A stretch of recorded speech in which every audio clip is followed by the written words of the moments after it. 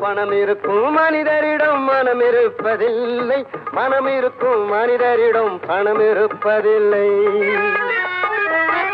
பணம் படைத்த வீட்டினிலே வந்ததெல்லாம் சொந்தம், பணம் இல்லாத மனிதருக்கு சொந்தம் எல்லாம் துன்பம். புத்தியுள்ள மனிதன் எல்லாம் வெற்றி காண்பதில்லை, வெற்றி பெற்ற மனிதன் எல்லாம் புத்திசாலி இல்லை, புத்திசாலி இல்லை.